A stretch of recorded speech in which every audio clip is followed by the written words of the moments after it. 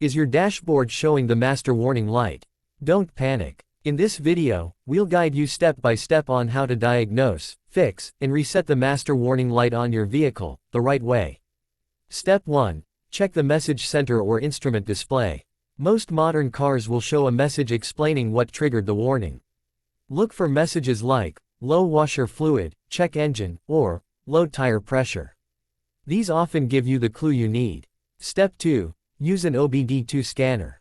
If no obvious message is shown, connect a diagnostic scanner to your vehicle's OBD port. This will help identify any stored trouble codes related to the master warning light. Step 3. Address the cause. Based on the message or trouble code, fix the underlying issue.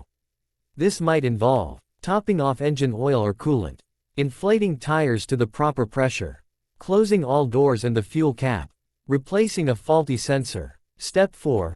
After fixing the issue, the light may reset automatically after a short drive. If not, you can clear it manually using your OBD2 scanner's erase codes function.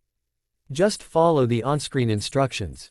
Note: in some cases, especially with hybrid or newer vehicles, the master warning light can be triggered by advanced systems like the pre-collision system, lane assist, or ABS.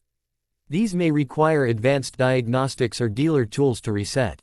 Always consult your owner's manual for vehicle-specific warnings and meanings. If the light remains after all checks and resets, or is accompanied by serious performance issues, it's best to consult a qualified mechanic. Thanks for watching. If this guide helped you fix the master warning light, give it a thumbs up, share it with others, and don't forget to subscribe for more tutorials on fixing warning lights and car diagnostics.